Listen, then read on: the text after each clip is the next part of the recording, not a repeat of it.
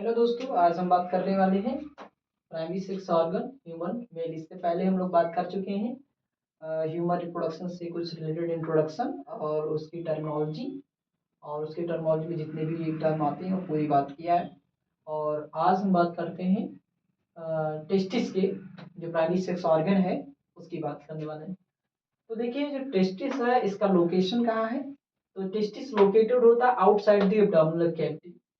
Outside the abdominal cavity, उसके पीछे भी रीजन है कि testis outside the abdominal cavity पाया क्यों जाता है। क्योंकि हमारी बॉडी का जो टेम्परेचर है वो 37 डिग्री सेंटीग्रेड है, यानी 98.6 डिग्री फॉरेनहाइट है। और उस टेम्परेचर पे जो स्पर्मेटोजेनेसिस की जो प्रोसेस है वो नहीं हो सकती। तो इसीलिए ऊपर वाले ने क्या किया कि उसको बाहर रख दिया आउटसाइड द एब्डोमिनल कैविटी। और एक पाउच लाइक स्ट्रक्चर होता है जिसे स्क्रोटम बोलते हैं। एक पाउच लाइक स्ट्रक्चर होता है जिसे क्या बोलते हैं? स्क्रोटम। और स्क्रोटम का जो टेम्परेचर है वो -2 से 2.5 degree centigrade normal body temperature से कम होता है। और उसी टेम्परेचर पे क्या होता है? स्पर्मेटोजेनेसिस की प्रोसेस हो सकती है। अब देखो, इसकी हम अगर टेस्टिस की लंबाई की बात करें तो 4 से 5 सेंटीमीटर होता है। देखिए, 4 से 5 सेंटीमीटर लंबाई होगी इसकी, और इसकी विड्थ 2 to 3 सेंटीमीटर होगी। क्योंकि एनसीईआरटी का डाटा जितना भी एनसीईआरटी में लिखी गई वो पूरी पूरी मैं बात करूंगा, एनसीईआरटी से रिलेटेड पूरी चीजें। टेम्परेचर देख लिया, हम बता ही दें कि 2 से 2.5 -2.5 डिग्री सेंटीग्रेड होता है। और एक टेस्टिस के अंदर एक टेस्टिस यानी each testis contain two 50 compartment, मतलब 250 कंपार्टमेंट होते हैं, जिसे हम टेस्टिकुलर लोब्यूल बोलते हैं। टेस्टिकुलर लोब्यूल, यहाँ हमने लिखा है टेस्टिकुलर लोब्यूल। और दोनों टेस्टिस के अंदर 500 कंपार्टमेंट होंगे, यानी 5 टेस्टिकुलर लोब्यूल पाए जाएंगे। और ईच टेस्टिकुलर लोब्यूल के अंदर एक से यानी 1 to 3 highly coiled seminiferous tubule पाए जाएंगे। 1 से 3 हाईली क्वाइल्ड सेमिनिफेरस ट्यूबुल पाए जाएंगे। और उस सेमिनिफेरस ट्यूबुल के अंदर अगर हम देखें तो कुछ सॉरी, उसके अंदर दो टाइप की सेल्स पाई जाती हैं। क्या होती हैं? दो टाइप की सेल्स। एक सेल्स मेल जर्म सेल बोलते हैं, और एक होता है सर्टोली सेल।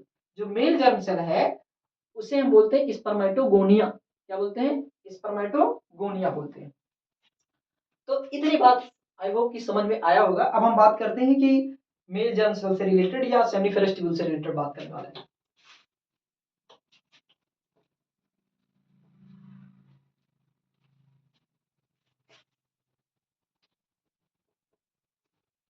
देखिए, अगर हम बात करें तो male germ cell, mail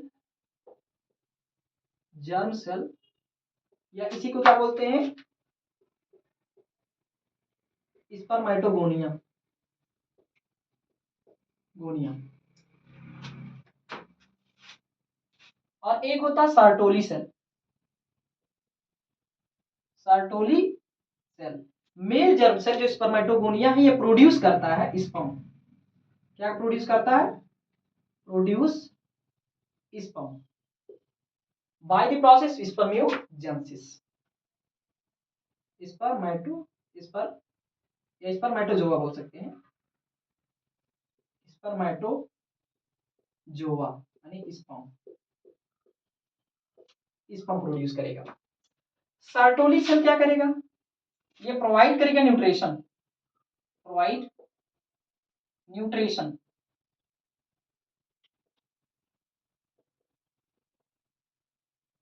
nutrition किसको? डेवलपिंग स्पर्म को, developing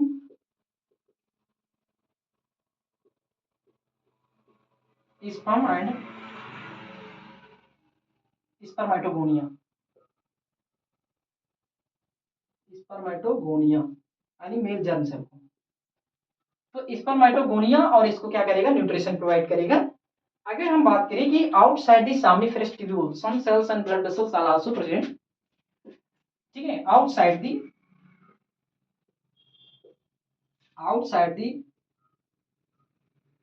seminiferous tubule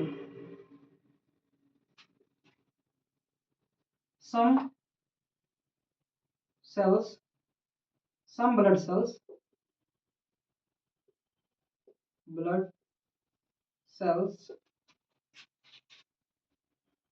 lymphocyte,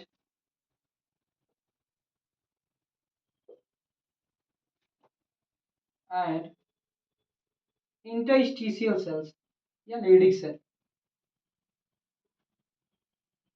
Leydig cell या इसी को बोलते हैं हम लीडिक सेल्स। और ये लीडिक सेल्स क्या प्रोड्यूस करता है, ये प्रोड्यूस करेगा एंड्रोजन हार्मोन, एंड्रोजन हार्मोन। तो ये एंड्रोजन हार्मोन प्रोड्यूस करेगा। तो आपने देखा कि भाई मेल जर्म सेल ये कहाँ पर पाया जाता है, ये स्पर्मिफेरस ट्यूब्यूल के अंदर। और मेल जर्म सेल को स्पर्मेटोगोनिया बोलते हैं। स्पर्मेटोगोनिया प्रोड्यूस करता है स्पर्मेटोजोआ ने स्पर्म, और सर्टोली सेल प्रोवाइड करता है न्यूट्रिशन किसको, डेवलपिंग स्पर्म को और स्पर्मेटोगोनिया को। आउटसाइड दी सेमिनिफेरस ट्यूब्यूल्स, इसके बाहर सेमिनिफेरस ट्यूब्यूल के बाहर कुछ सेल्स, ब्लड सेल्स, ये लिम्फोसाइट, हीमोग्लोबिन, बहुत सारी चीजें पाई जाती हैं। और एक सेल्स और होता है जिसे इंटरस्टिशियल सेल्स या लीडिक सेल बोलते हैं, जो प्रोड्यूस करता है एंड्रोजन हार्मोन। और ये एंड्रोजन हार्मोन क्या होता है, ग्रुप ऑफ हार्मोन होता है। ये ग्रुप ऑफ हार्मोन है, ग्रुप ऑफ हार्मोन। और आप लोग इसमें से एक हार्मोन का नाम तो सब लोग जानते होंगे, टेस्टोस्टेरोन, टेस्टोस्टेरोन, स्टेरोन। तो ये टेस्टोस्टेरोन टेस्टिस के नाम से जाना जाता है, यही नाम सब लोग जानते हैं। लेकिन एंड्रोजन में बहुत सारे हार्मोन्स आते हैं, लेकिन इसमें एक hormone single testosterone. I hope कि इतनी बात समझ में आप लोगों को आई होगी, और अगर नहीं समझ में आएगी तो आप कमेंट बॉक्स में जरूर डालिएगा, जिससे हम उसका आंसर दे सकें।